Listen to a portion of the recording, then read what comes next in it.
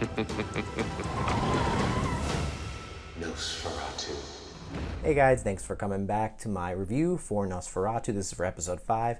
Sorry I'm a bit late with this one. The episode was on about a day ago and I'm just getting to it now. But here I am. Let's talk about it. Before I do, tell me in the comments below, what did you think of tonight's episode? I know something really big happened towards the end. Just tell me your thoughts on it, and don't forget, consider clicking on that subscribe button and that bell in order to hear any more notifications from me for your future enjoyment. So for the most part, this episode for me was kind of slow. I understood why certain things were happening, but it was the last moment of this episode that really hooked me in and got me ready for the next one. But overall, I just felt so bad for Vic. She's been through so much, and in this episode alone, it's just getting worse for her, and she's just getting more and more obstacles come her way when she's trying to do what she has to do. It starts off with her in the garage. You know, she's painting those pictures from the visions she's been seeing. It kind of looks like the promo pictures from the show. And Tiffany and her dad find her doing all this, and I think they think she's crazy or something's wrong with her. And Tiffany's like, I didn't sign up for this, so she feels neglected from both of them. She goes back to her mom, and she's talking to her mom. Her dad shows up, and that's when Detective Hutter shows up and wants to question her. So now she has to deal with this detective on thinking that she's suspicious of Vic, that she had something to do with Bing and the disappearance of Haley and her mom, because she happened to be at Bing's home at that exact same time. And that's the next thing I want to get into, is the whole interrogation of the detective questioning Vic and Bing, and how both of those two were being coached by other people in order to tell a story that sounds convincing, so they didn't seem suspicious about the disappearance of these two people. And you have Maggie pretty much coaching Vic, and you have Charlie coaching Bing, telling this version of the story that makes him sound innocent. And unfortunately, the detective kind of buys Bing's story, even though he's a little weird about it. He keeps repeating the story over and over again. And then with Vic, somehow I think she's still a little bit suspicious of her.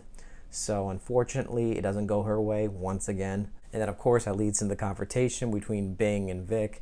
And Bing is accusing Vic of telling the detective that he had something to do with it. And he's like, that's not what friends do. And she tells him we're not friends anymore. And that's where he hands her that invitation from Charlie saying that they want to meet. And I think that's what really hooked me in. But up until the confrontation between Charlie and Vic, the whole party at Willa's house, I mean, it's a bunch of character development for Maggie and Vic, I understand that, but it just seemed kind of, I don't know, unnecessary in a way, even though it was getting a better feel of these characters, even though we already know them as well as we do. I just felt just seeing them at this party just wasn't really needed, but it was a way for them to show that they were trying to relieve their stress. They were just trying to have fun. So it was just their moment to breathe. But overall, it was just a point in the episode that maybe we really didn't need that big of a sequence in order to see that. But then we finally get to the moment where Vic gets to meet Charlie, and Charlie offers her a chance to help lead Christmasland, to be the queen of Christmasland. And of course she doesn't take that offer. She says she's going to burn Christmasland down at all costs. And during this whole time, he sends another presents, and of course that's Maggie. And poor Maggie, she just gets hit by that Rolls Royce. I felt so sorry for her. And it reminded me of a moment from Stephen King's Christine, if you're familiar with that book and movie about that haunted car.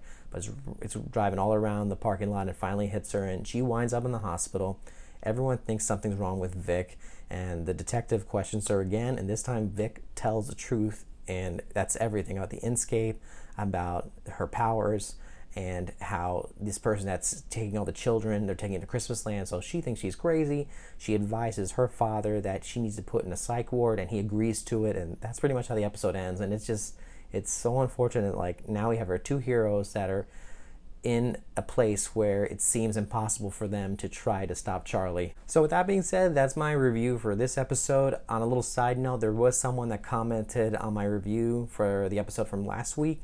They were talking about how no one on YouTube really talks about the lore of this creature and where he comes from and how he got started. And I actually tried researching this. I couldn't really find a whole lot.